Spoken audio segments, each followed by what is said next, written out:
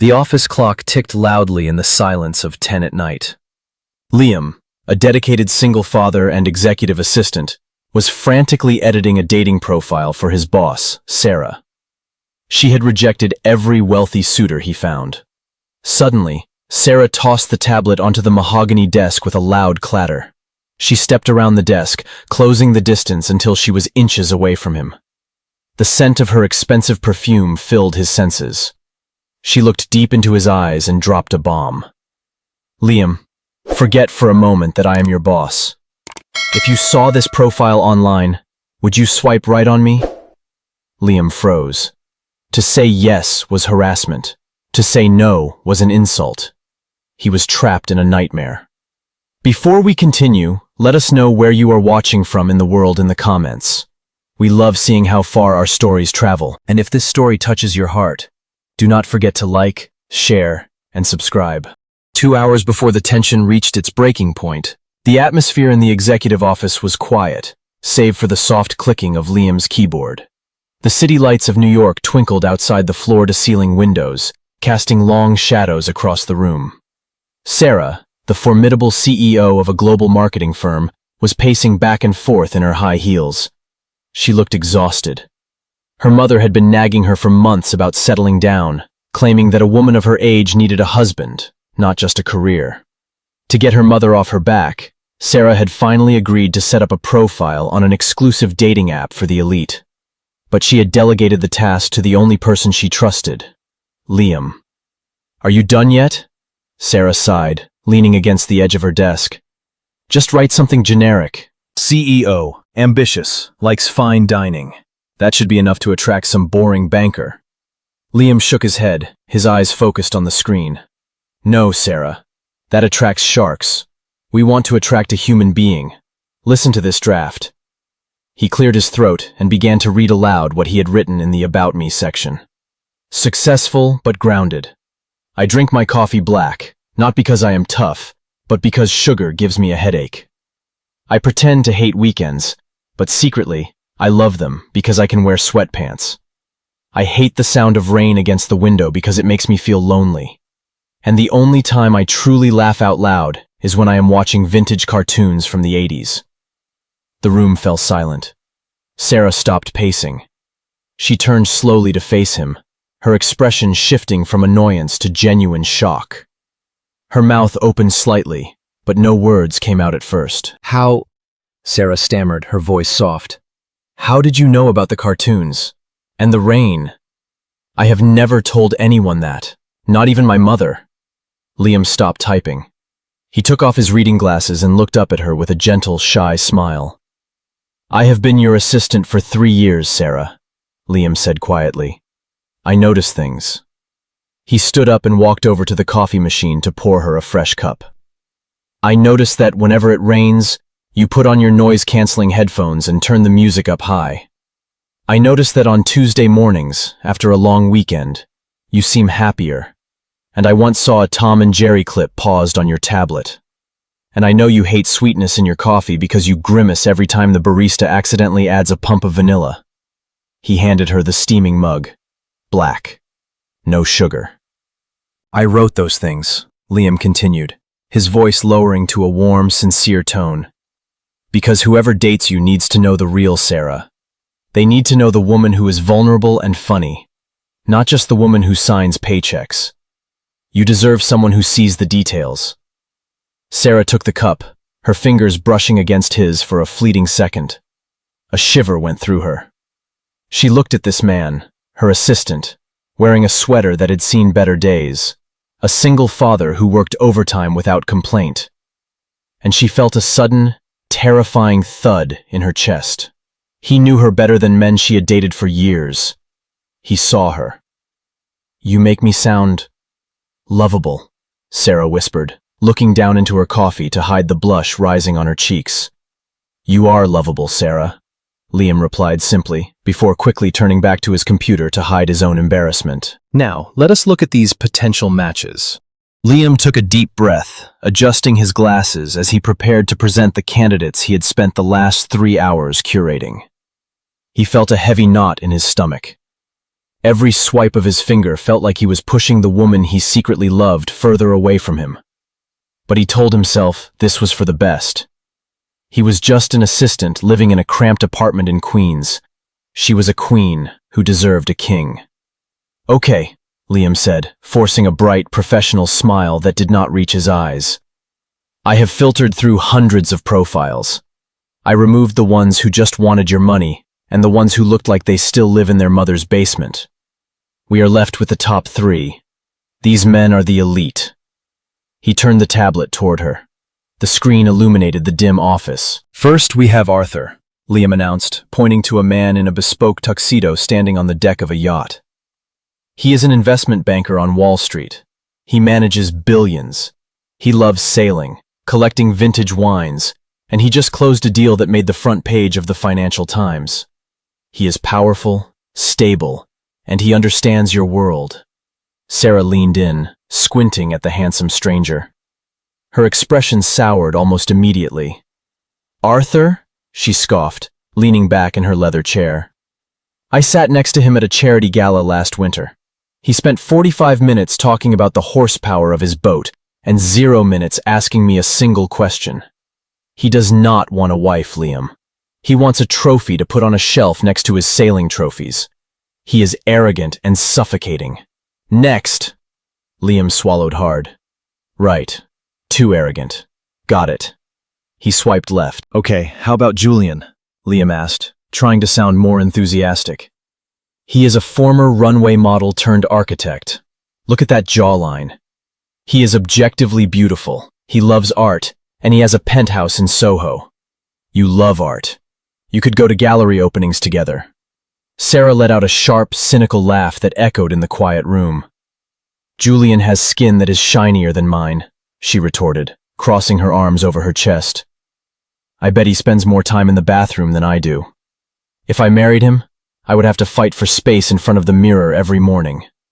I need a man, Liam, not a roommate who steals my expensive moisturizer. Next." Liam felt a bead of sweat trickle down his temple. He was running out of options. He tapped the screen one last time. This was the one he was sure she would accept. This was the one that made Liam feel the most inadequate. "Okay, this is the one," Liam insisted, his voice trembling slightly. "Dr. Marcus Evans. He is a pediatric heart surgeon. He literally saves children for a living. He volunteers in Africa twice a year. He is handsome, kind, and he explicitly states in his bio that he is ready to start a family. He is a hero, Sarah. He is perfect." Sarah stared at the picture of the perfect doctor with his perfect smile. He looked like a prince from a fairy tale. Any other woman would be thrilled. But Sarah felt a surge of irrational, burning anger bubbling up in her chest. She looked at Liam. She saw the eagerness in his eyes. She saw how hard he was trying to sell this stranger to her. And it hurt. It hurt because Liam looked relieved at the idea of handing her off to someone else. It felt like he was trying to get rid of her. "Why are you pushing him so hard?" Sarah snapped, her voice raising an octave. The sharpness of her tone surprised even her.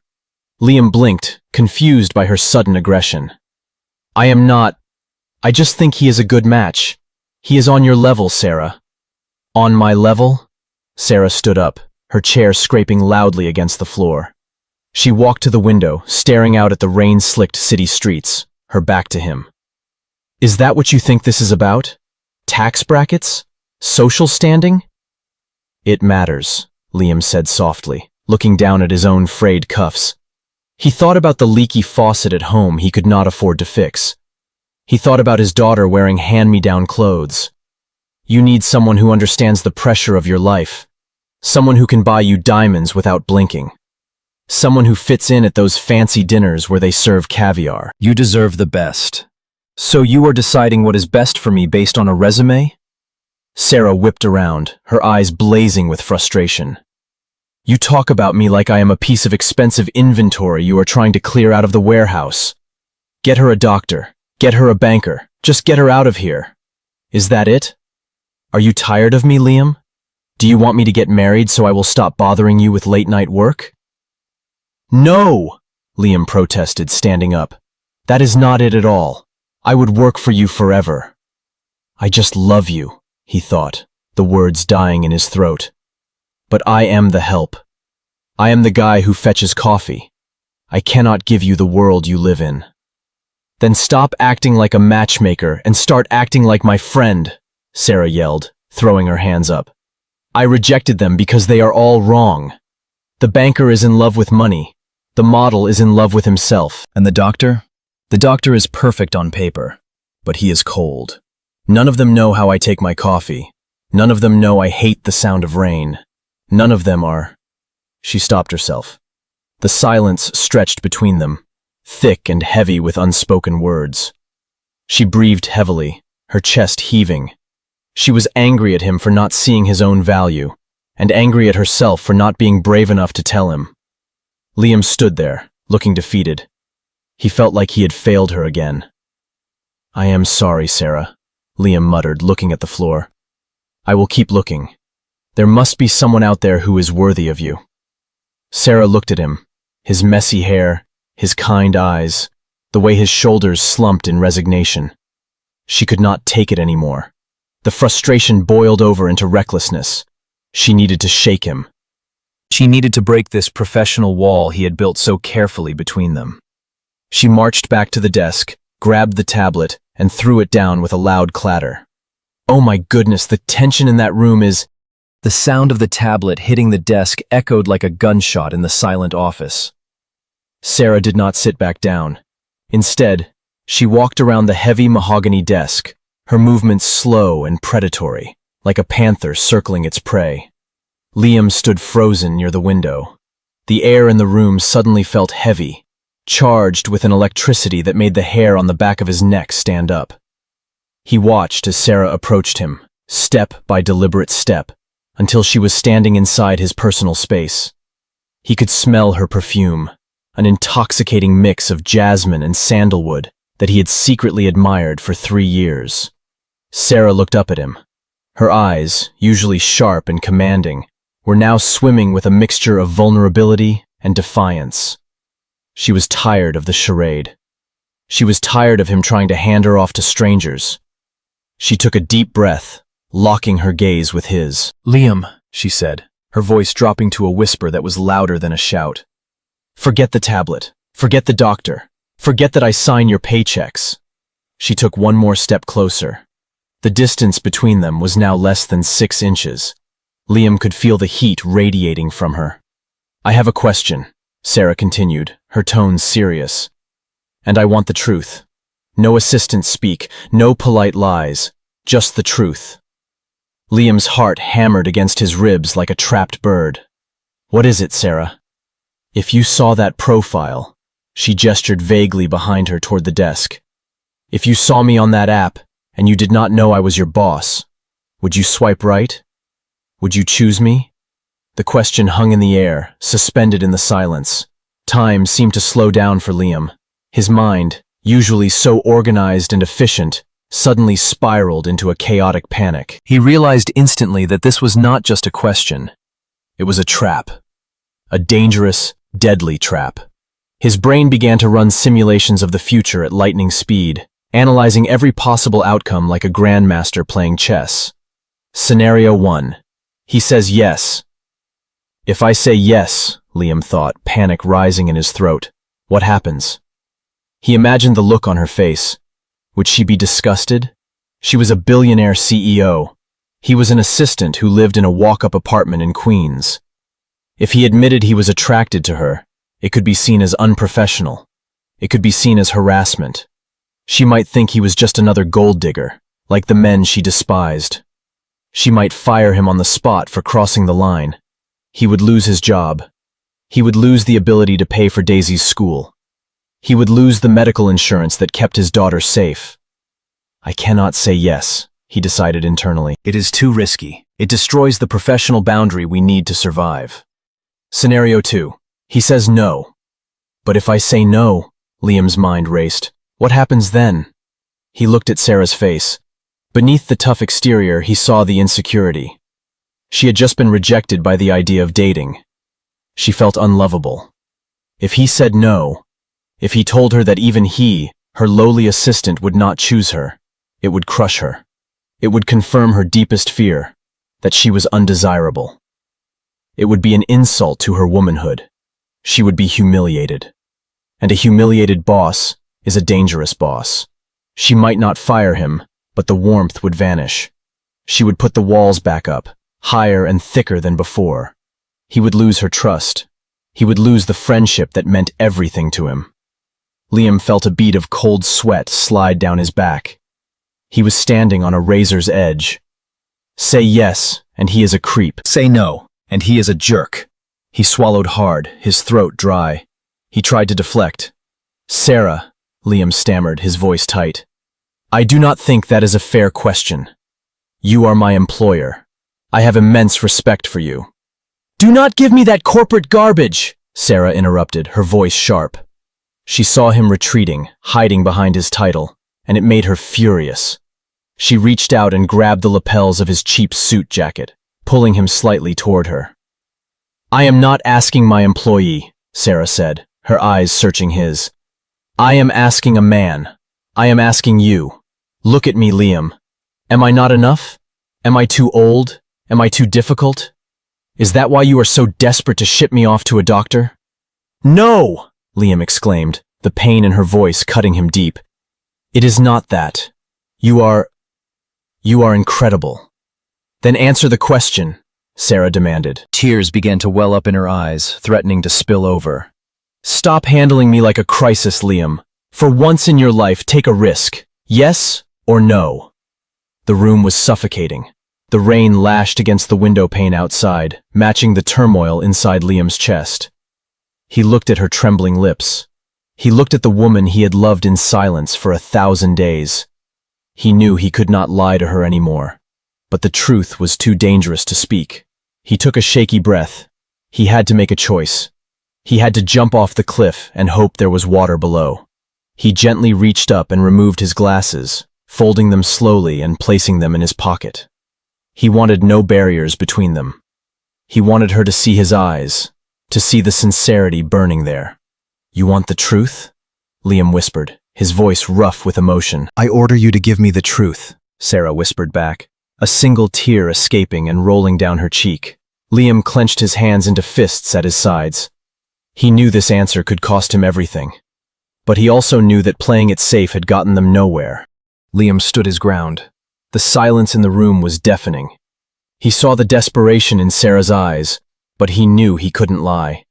The answer is no, Sarah, Liam said, his voice steady. I would not swipe right on you. The words hit her like a physical slap. Sarah flinched. The color drained from her face, leaving her pale and humiliated. The vulnerability she had shown him hardened instantly into a brittle shell. I see, Sarah whispered, her voice cracking. She laughed, a bitter, broken sound. I am such a fool. Of course you would not. I am your boss. I am older. I am too much. She turned away, wrapping her arms around herself. You can leave, Liam. Just go. Forget this happened. She reached for the edge of the desk to steady herself, looking small and defeated. She felt rejected by the one person whose opinion actually mattered. Liam did not move toward the door. It took 2 long strides forward and gently grabbed her wrist. Sarah, wait, he said softly. Let go, Sarah snapped, tears finally spilling over. You said no. You made your point. I am not your type. Just leave me alone. I said I would not swipe right, Liam interrupted, his voice fierce. He pulled her gently until she faced him. I would not swipe right because a swipe is too cheap for a woman like you. Sarah froze. What? Liam stepped closer, eliminating the space between them. He looked deep into her tear-filled eyes. If I saw your picture on a screen, Liam whispered, I would scroll past it. Do you know why? Because a 5-inch piece of glass cannot contain you, Sarah. He reached up, brushing a tear from her cheek. A dating profile is a summary. It is a few lines of text and a filtered photo. But you are a masterpiece. A profile does not show the way your nose crinkles when you concentrate. It does not capture the sound of your laugh when you think no one is listening. It does not show how kind you are to the interns when they make mistakes. Sarah stared at him, her heart pounding. The anger melted away, replaced by a sudden, overwhelming hope. If I saw you on an app, Liam continued, leaning his forehead against hers, I would ignore it. Because I do not want the digital version of you. I do not want to know the Sarah who tries to impress strangers. He took her hands and placed them against his chest, right over his beating heart. I want the woman standing right in front of me, Liam confessed, his voice thick with emotion. I want the real thing. I want the Sarah who drinks her coffee black and hates the rain. I do not want to swipe right. I want to stay right here. Sarah let out a sob of pure relief. The walls she had built for years crumbled in an instant.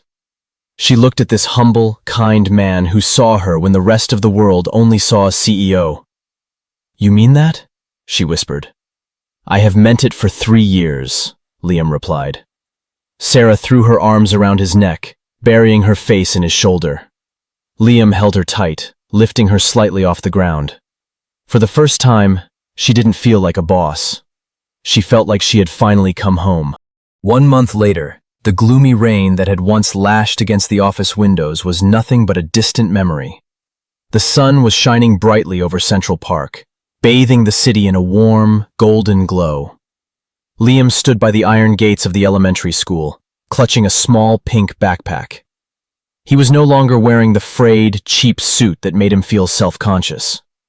Today, he wore a crisp button-down shirt and jeans, looking relaxed and younger than he had in years. The bell rang, and a sea of children flooded out. "Daddy!" a joyous voice screamed. Daisy, his 7-year-old daughter, sprinted toward him with her pigtails bouncing.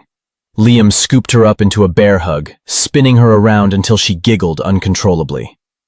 "Did you behave today, Peanut?" Liam asked, setting her down. "Yes, and look who is here!" Daisy pointed to the curb. A sleek black car had pulled up, but the woman stepping out was not the terrifying Ice Queen CEO that the business world feared. Sarah was wearing a simple floral dress and white sneakers. Her hair was loose, blowing in the breeze, and her face was free of the heavy makeup she used to wear like armor. She walked over to them, a radiant smile lighting up her face. "Hi, Sarah!" Daisy cheered, running over to hug her legs.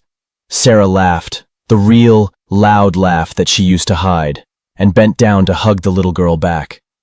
"Hello, Daisy. Are you ready for the best ice cream in the city?" "Yes!" Daisy shouted. Sarah looked up at Liam. The tension of the office, the hierarchy of boss and assistant, was completely gone. In its place was a quiet, profound intimacy. They walked to the ice cream stand together. Sarah ordered a vanilla cone with rainbow sprinkles, not caring about the calories or the mess. As they sat on a park bench, watching Daisy chase a butterfly on the grass, Sarah leaned her head on Liam's shoulder. She thought about the dating profile she had deleted weeks ago. She thought about the hundreds of perfect matches the algorithm had promised her. The doctors, the bankers, the models. None of them could have given her this. None of them knew that she needed peace more than she needed power. She looked at Liam, who was wiping chocolate off his daughter's chin with a napkin. He was not a millionaire. He did not own a yacht. But he was rich in kindness, and he had given her a family.